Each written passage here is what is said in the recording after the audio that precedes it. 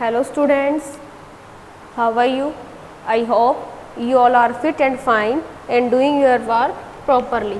So welcome back in our GK class, and today we will discuss our next topic, which is on page number 30, and our next topic is division. Division is the action of separating something into parts, यानी कि division जो है वो एक प्रकार की ऐसी क्रिया है जो कि किसी भी चीज़ को क्या करती है, पार्ट्स में, भागों में क्या करती है, डिवाइड करती है. Choose words from the help box and fill in the blanks to complete this division sentences given below. यानी कि ये आपको नीचे एक हेल्प बॉक्स गिवन है, इस हेल्प बॉक्स की हेल्प से आपको क्या करना है, इन सेंटेंसेस को कंप्लीट करना है.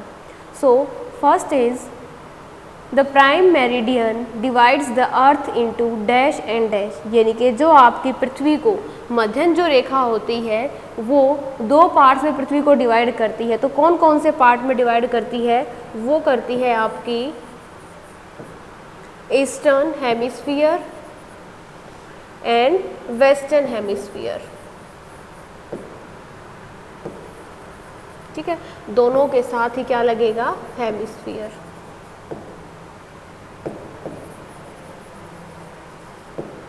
ठीक है, नेक्स्ट है the equator divides the earth into two equal hemispheres.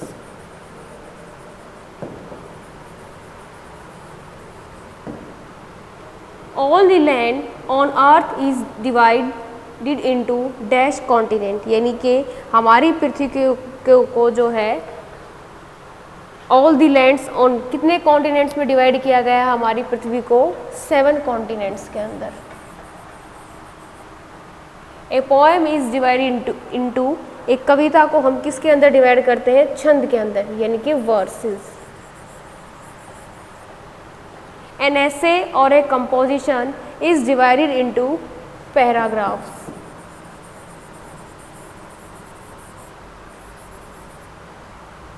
A novel is divided into chapters.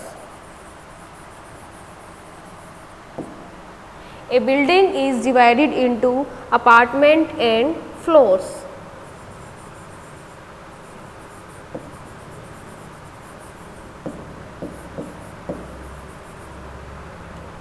The Indian Armed Forces are divided into dash uniformed services: the Indian Army, the Indian Navy and the Indian Air Forces. Each service is commanded by a chief, यानी कि तीनों की जो ये army होती है, तीनों में क्या होता है, इनका एक चीफ होता है.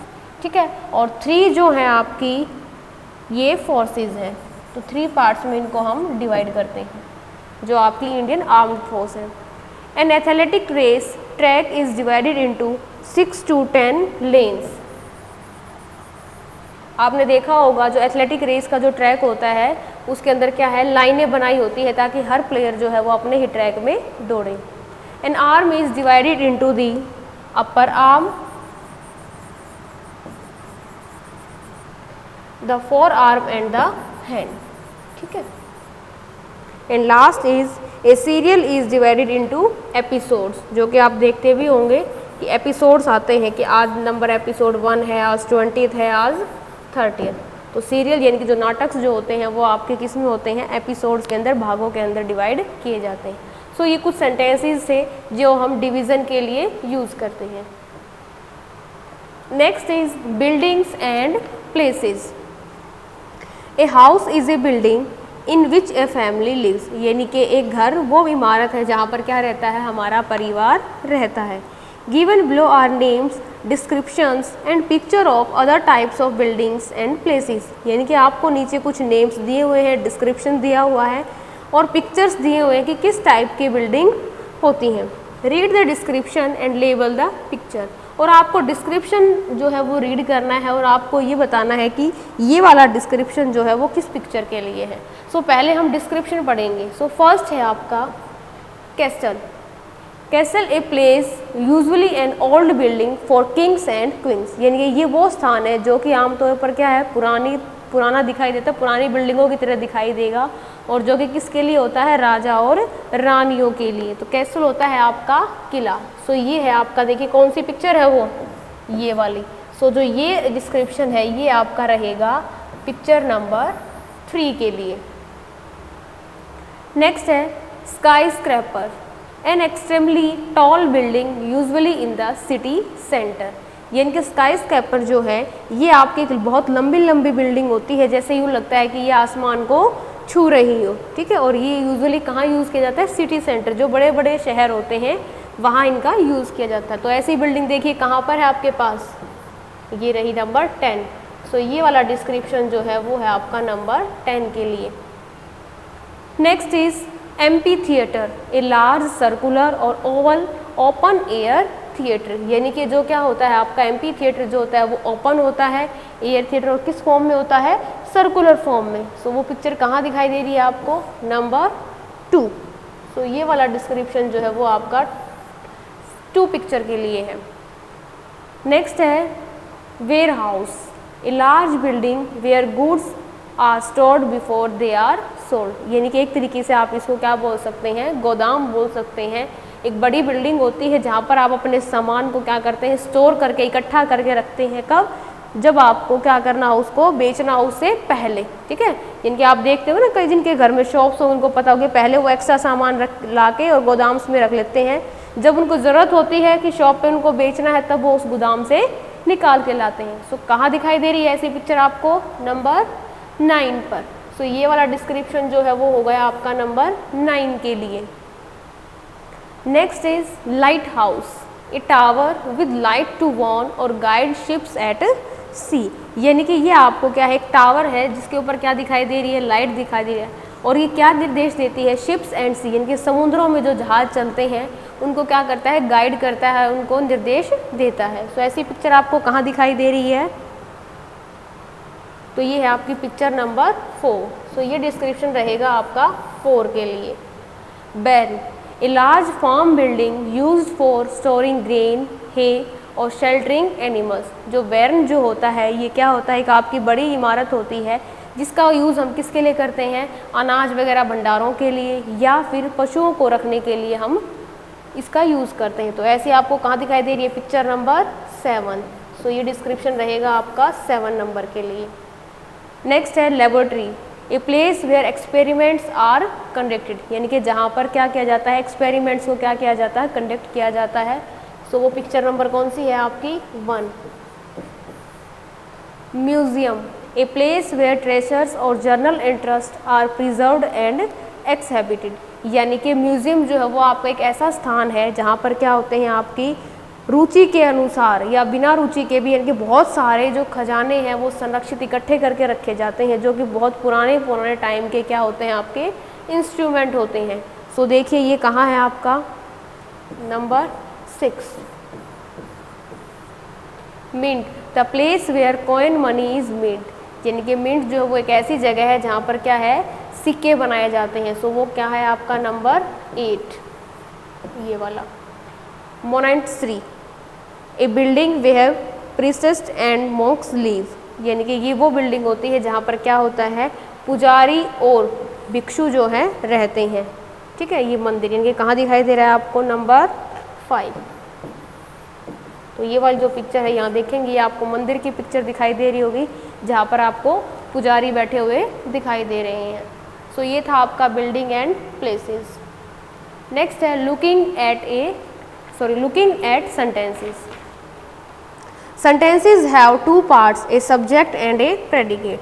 So ये आपको इंग्लिश ग्रामर में पढ़ा होगा कि सेंटेंस के जो है वो 2 पार्ट्स होते हैं। First one is subject and second one is predicate.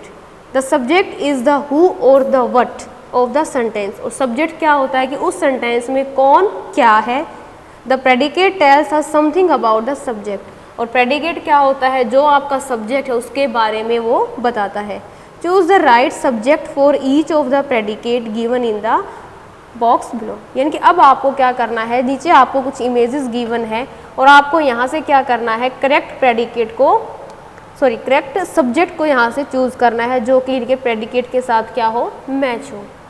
So first है dash walked on the moon. यानी कि चंद्रमा पर जो है सबसे पहले कौन गया था, नील आर्मस्ट्रांग। कौन गया था, नील आर्मस्ट्रांग। तो यहाँ मेरे पास स्पेस नहीं, मैं पिक्चर के ऊपर नंबर मेंशन कर देती हूँ। तो ये रहेगा आपका फर्स्ट। सेकंड है dash is the only Indian who has received an honorary academic award, यानी कि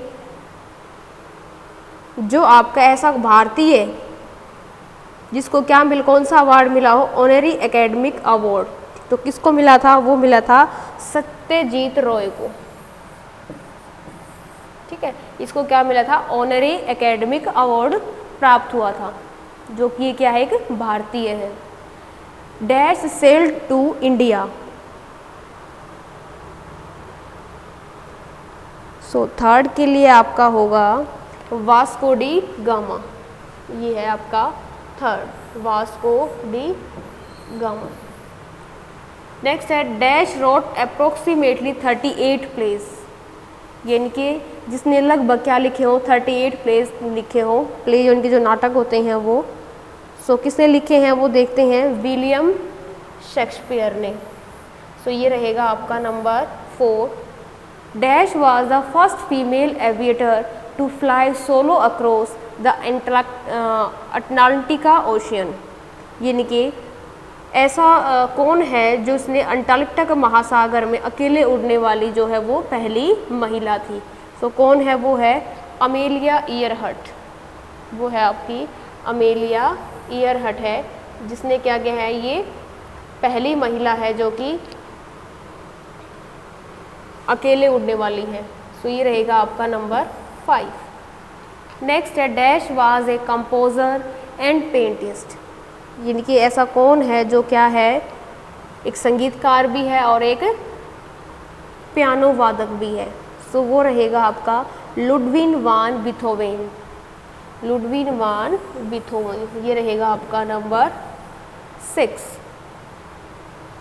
डैश कनकर्ड माउंट एवरेस्ट, यानी कि ऐसा कौन है जिसने माउंट एवरेस्ट के ऊपर विजय प्राप्त की थी।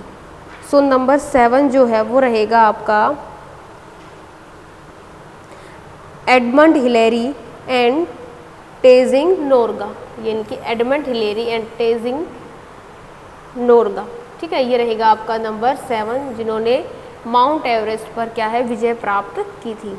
Dash invented the electric bulb, electric bulb का आविष्कार किसने किया था? थॉमस एडिसन ने। तो ये रहेगा आपका नंबर 8।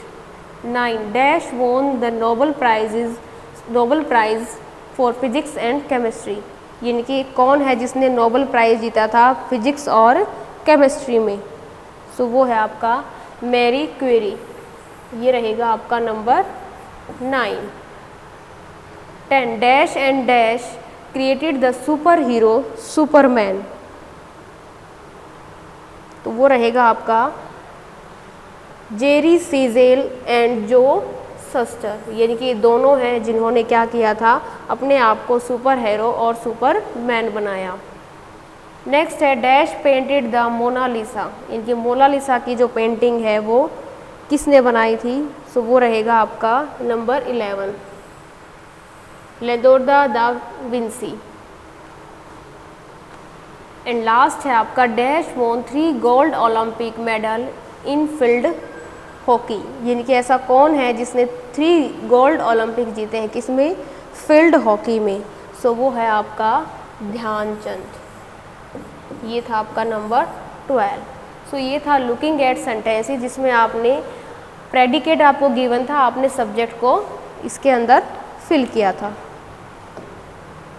नेक्स्ट है famous bridges from around the world, यानी कि हमारे विश्व के जो कुछ प्रसिद्ध ब्रिजेज हैं, कुछ प्रसिद्ध पुल हैं, उनको देखिए। Match the picture to the correct description, आपको डिस्क्रिप्शन दिया हुआ है और साथ में आपको पिक्चर भी गिवन है। सो देखिए, first is this landmark bridges in Kolkata is built over the river Hooghly, यानी कि ये वाला पुल जो है वो कोलकाता में क्या है? हुगली नदी पर बना है। तो देखिए कहाँ है कोलकाता? देखिए आप, जो कि हुगली नदी के ऊपर बना है। सो वो रहेगा आपका हावड़ा ब्रिज। ठीक है, ये रहेगा आपका हावड़ा ब्रिज जो कि कोलकाता में है। This bridge is London in built over the river Thoms, और ये ब्रिज जो है कहाँ है? लंदन में है, जो कि क्या है? थॉम्स नदी पर बना हुआ है। सो देखिए अब लंदन कहाँ है? यानी कि आपका रहेगा टावर ब्रिज, यूनाइटेड किंगडम, ये रहेगा आपका। नेक्स्ट है this old bridge is Venice gets a mention in Shakespeare's famous play the Merchant of Venice. यानी कि जो ये वाला सबसे पुराना ब्रिज है और जिसके ऊपर क्या क्या शेक्सपियर ने क्या किया था, अपना एक प्रसिद्ध प्ले भी लिखा था, जिसका उल्लेख उसमें क्या किसका उल्लेख है, वेनिस के व्यापारी का उल्लेख है। सो वो कौन सा है आपका, रियाल्टो ब्रिज, जो कि कहाँ है, इटली में। नेक्स्ट है this bridge holds the records for being the tallest vehicular bridge in the world. यानी कि ये जो पुल है ये विश्व में सबसे अधिक वाहनों वाला पुल है, जिसने ये रिकॉर्ड किया है कि इस पुल के ऊपर सबसे ज़्यादा क्या है, वाहन चलते हैं। सो ये रहेगा आपका number 6। The bridge spans a channel between San Francisco bay and the Pacific Ocean. So ये पुल जो है सैन फ्रांसिस्को बे ने क्या किया था, पैसिफिक महासागर के बीच और एक नहर तक क्या है, ये फैला हुआ है। सो ये रहेगा आपका number 4 Golden Gate Bridge, San Francisco. Last है आपका this bridge holds the record for being the longest bridge in the world and runs रफली parallel to the Yangtze river. यानी कि ये विश्व का सबसे लंबा पुल होने का क्या है, किसका रिकॉर्ड है, जो कि क्या है कि यांगतेज नदी के लगभग क्या है, समानांतर चलता है। सो ये आपका हो जाएगा नंबर 5। ठीक है, तो ये थे हमारे कुछ फेमस ब्रिज। सो ये था आपका आज का टॉपिक। सो आई होप आपको क्लियर हो गया होगा। So do your work, stay safe, stay home. Thank you, bye bye.